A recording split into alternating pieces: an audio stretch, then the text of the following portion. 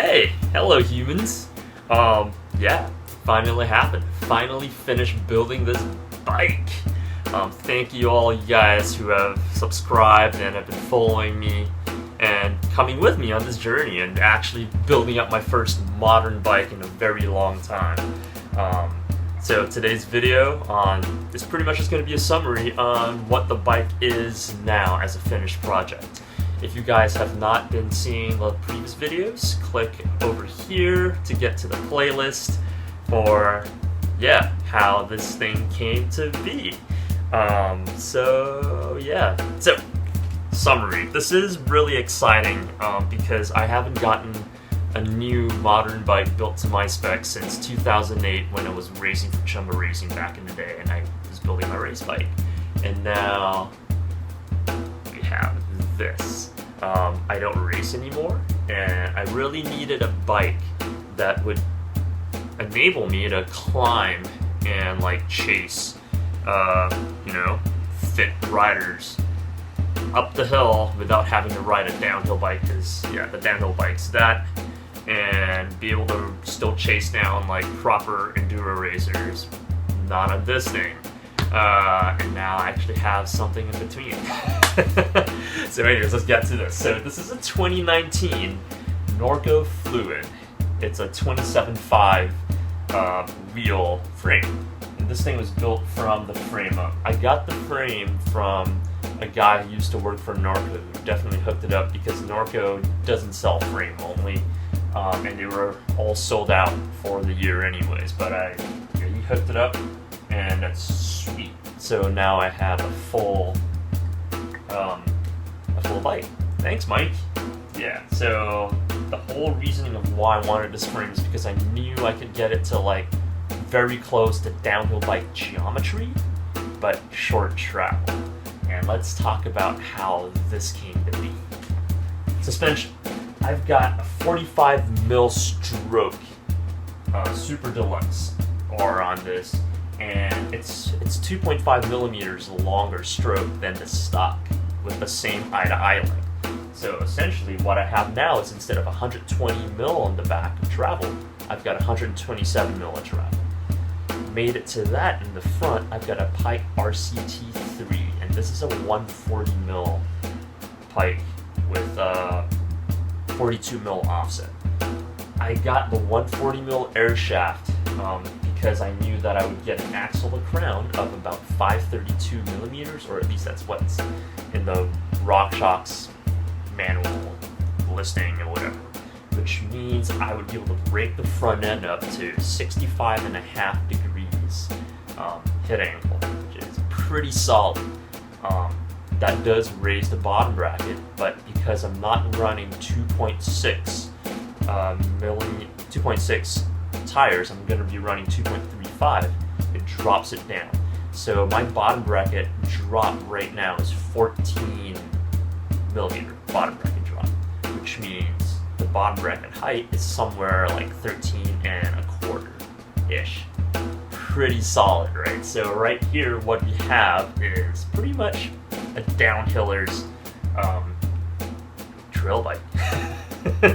Now, the whole reason why that axle around the front end is so important is because it also shortens the reach.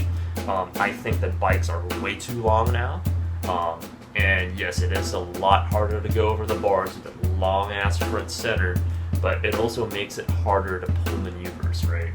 And I was looking for something with about a 435mm reach. With a taller front end, I actually ended up with a 434mm with a 591mm stack. On the screen you have the geometry numbers. The red bike is what is stock, and the blue bike is what I end up with. This RCT3, if you notice, the sag measurement indicator thing is kind of weird. There's a big gaps because that's actually originally a 120mm fork. There was actually a 160mm air spring in there when it was shipped to me, and I swapped it out for the 140mm one. Going over to the cockpit. On that stem, I'm running a 35mm stem.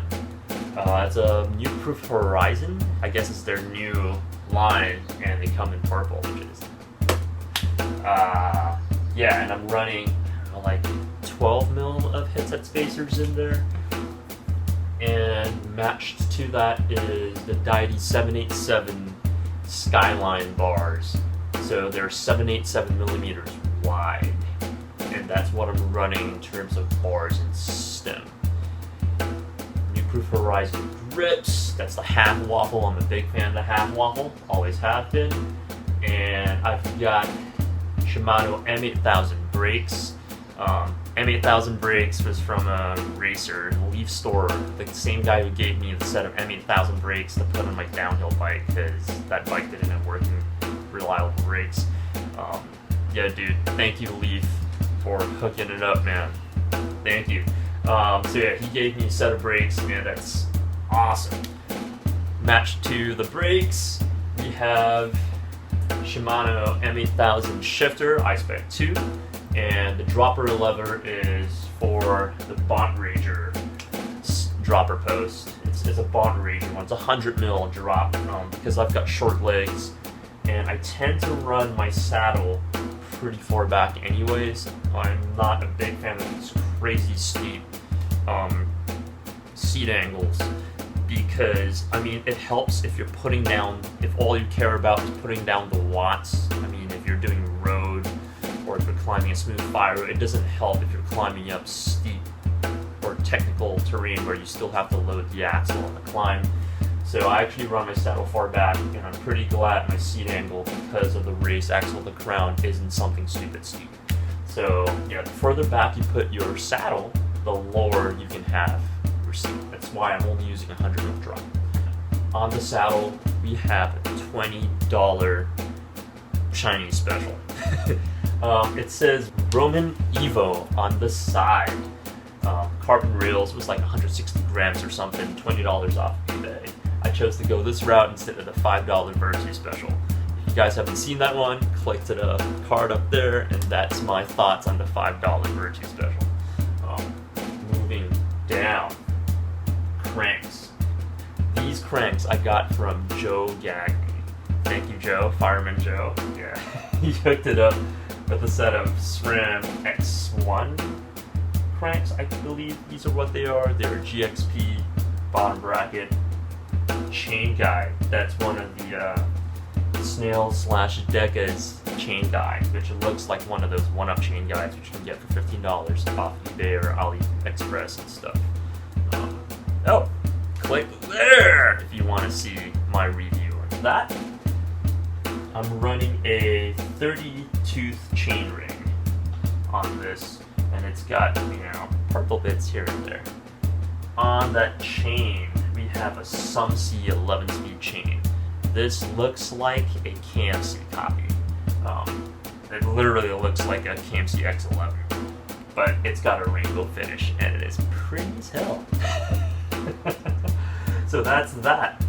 Going back towards the end of the drivetrain, we've got that Shimano M8000 shifter, which pairs very well with that M8000 derailleur, which pairs really well with the M8000 shifter. So yeah, man, this is not the current generation stuff anymore, but it's still modern in my book, because everything else I'm running is either 10 or 9 speed, and that includes my road bike. Yep, the Everesting road bike. The cassette came from Ernest Larosa. He's one of those #WeRide Enduro bros out here in Oakland. Yeah, it's a 1042 XD cassette, and the wheels came from a friend of mine who doesn't want to be named, so thanks, dude, you know who you are. Yeah, these are E13 TRS wheels, and they're nice. Tires, these are E13 TRS R in the front and TRS Plus in the rear. This came off my dad's Jeff seat. I am running Finish Line sealant in them. Yeah, pedals. I got the pedals for $15. These are XT pedals, and they are M770 XT pedals. Improved collar. So yeah, bike came out to be 31.18 pounds. I'm super stoked. Oh, I totally forgot about the frame wrap. The frame wrap was custom made by a company called Slicy, this French company. It's I pulled out a scan of a manuscript in Bach's handwriting, the Bach Chaconne from the 1700s, early 1700s, and edited a PDF file into a PNG file and made it a clear backing and started emailing back and forth with Slicy. And it became something that we could use, and this is what we came up with, and they printed it. It took about 3-4 weeks, and boom, frame protection. It's pretty. Chain stay protector is just mastic tape. That's my Poe special with ridges. It's a DIY special. I'm running 180mm SRAM rotors front and back with steel bolts, but they are purple. Ball stems are also purple. They're cheap, $12, $15 ones off eBay. But yeah, bike came out to be 31.18 pounds. I'm super stoked how this came out, and I just can't wait to ride this thing. My leg has been getting better. I've been riding. I actually did something really dumb and sent a downhill trail the other day, and I paid the price for it the day after. So I'm not going to be sending stuff just yet, but I will be riding, and I will be riding this thing. So the next video you're probably going to see from me is going to be a proper riding video. Hopefully. And I'll also be talking about how I set up suspension and stuff in that video, because I'll be doing it on this. Thank you again, guys, for following me on this journey. This bike has been keeping me sane with rehabbing my leg. And thank you everyone who's helped me build this thing and gotten it together. I really, really, really appreciate it. You guys are amazing. The bike community is just... I have not met one asshole on the bike community. You guys are awesome. Love you guys. Don't forget to click here to subscribe. Click here to check for the playlist of the rest of the build, I guess. Click here for the latest video, and maybe click here for something else. I will talk to you guys soon, and you all have a wonderful day.